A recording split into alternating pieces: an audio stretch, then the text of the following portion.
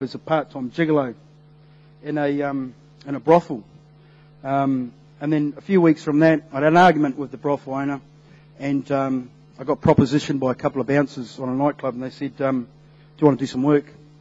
I said, no, I'm not interested in security work. And they said, no, it's not security, it's debt collecting. And they said, how much money can you earn? And I said, how much money do you earn at the gym? So I told them how much I was earning. They said, that's not enough money. So I went with a bloke the next day. We were going to the eastern suburbs in a car, and he chucked me a green canvas army bag. And he said, what's in that? He said, that's yours.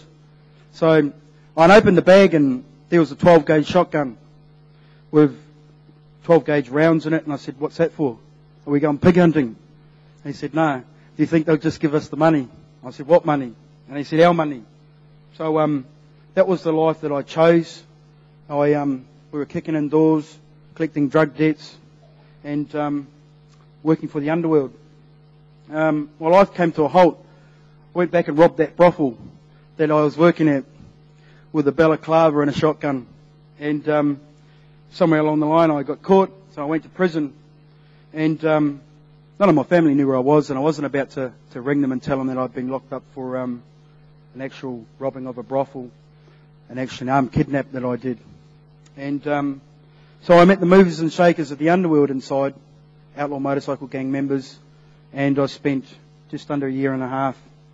When I got out, I actually was bailed by a Muslim jihadist who at the moment is doing life imprisonment. I didn't know this about this man until I started researching for my book that I'm writing at the moment.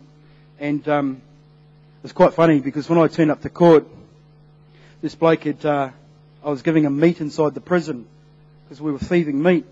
And this guy always used to ask me for meat, so I'd always give him some.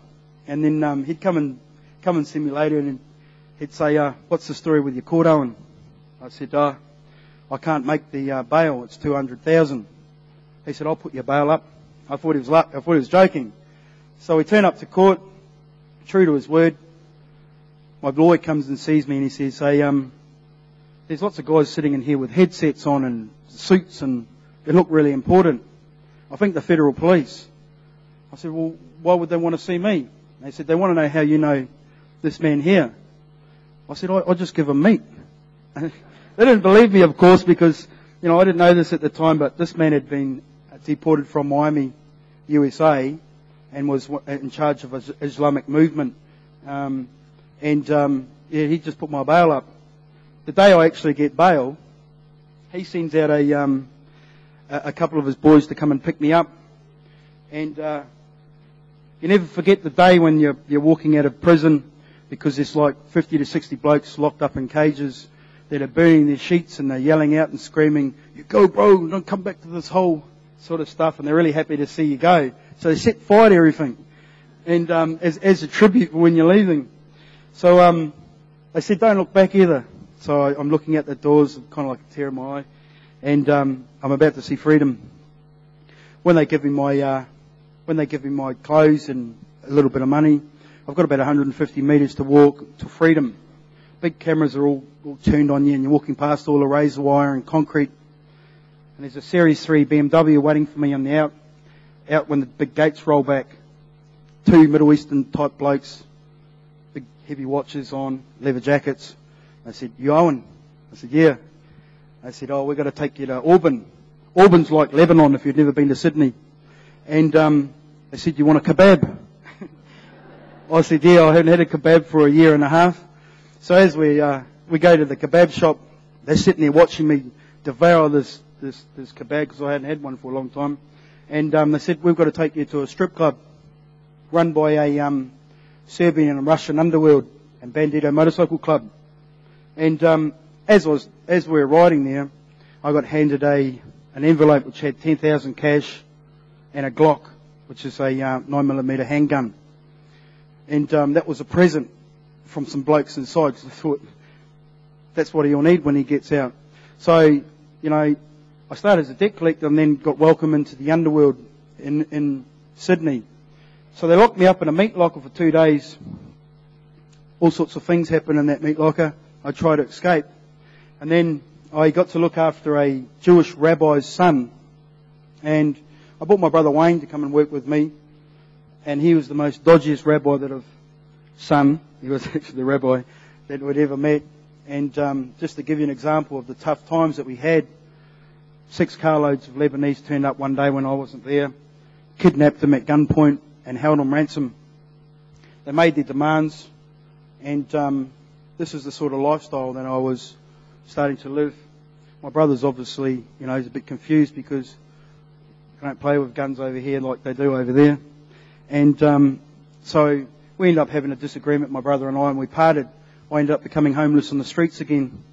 For a short space of time, I got snapped up by the Banditos Motorcycle Club, and I became the minder for the national president who lived in Sydney, also a Kiwi. And they took me in, fed me, and, there was obviously an opportunity for them to invest in something. And 10 o'clock at night, I'd go out and I'd go collect money, drug money, debts. And I would always have a big Russian or Serbian bloke next to me. He'd always have a gun on him, and we'd go and knock on doors in the streets of Sydney. That was my life, really spiralling out of control. I got a break one time, and I decided I had enough of this life and thought I'd move to Queensland. If you know anything about the underworld, it doesn't matter whether you're in Melbourne, Sydney, Brisbane, it's all run by the same people, especially when it comes to drugs. And the outlaw motorcycle gangs are everywhere. They've even got clubs in this nation. However, I'm not fearful of that. So I tried to get back into personal training and started life back again, doing fitness. But I got back around the drugs and the nightclubs. And I ended up lending a bloke in an outlaw motorcycle gang $200,000 off a friend, but I borrowed it off. What happened with this friend, though, is ended up doing the runners on me and leaving me in a position where I got a visit by some really nasty people. And they were threatening my friend's family. I said to them openly, I'll go for a walk in the swamp. And they didn't want to hear it, but either that, they said, no, we just want our money. So I had to find a way that I could try and repay this $200,000. So I decided I'd rob all the biggest drug dealers in the country. I'd just get a hold of cop uniforms, badges, and get a couple of other guys that were willing to jump on board, and that's what we'd do. So we set our sights on robbing the biggest heroin and cocaine dealers in Queensland. We did one for $900,000 and some other stuff. And as I was going to see these people from Melbourne, I didn't know that this unit had been watched by the National Crime Association, Federal Police, and ASIO. So they're listening to a conversation about what I've just come from. I've just come from an armed robbery on the biggest heroin dealer in the country. And as I walked out, there's a tactical response team waiting for me. I don't know if you've had little red dots placed all over your heart, but it's not a nice feeling, especially when you've been in the service 7.5 years and you know what they are. So I lay on the concrete. They took me away. The federal policeman said in his time, he said, you've got a pretty full-on life there, Owen. And he said, I just want to let you know, we don't really care about bikers. We don't care about drug dealers either. You're actually doing us a favour. But normal police want to do you for an indictable offence. So you're going down for this one. I said, I'll be out in 24 hours. I'll just get the best lawyer in town. And he said, that may be so, but you'll be destined to go to jail. I said, whatever. I went to jail for 21 days.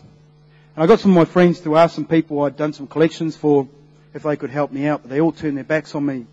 Then I had one good friend who helped me out.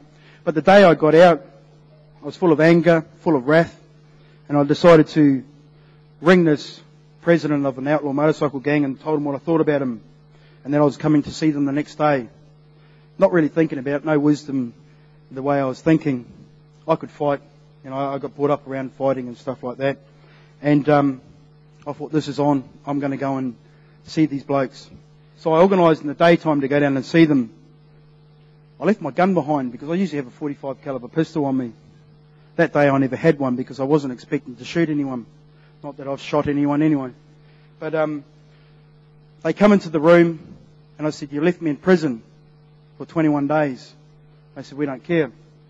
And I said, you won't even help me out. And they said, why are you here? I said, I'm here to tell you that your work's no good, and that nothing's become of all this work, and I'm just here to tell you, you know, you're not all that you think you are. So they said, is that right? I said, yes. They opened up the door. 5 members came in with big steel hammers. I started to laugh because I usually have that gun on me, but I never had it that night. Day, actually. Sorry, I was in the day. And I thought, Dad, I'm dead. They're going to kill me. So I pleaded with them, let's fight 1-on-1, 2-on-1. But I ended up getting smashed for 50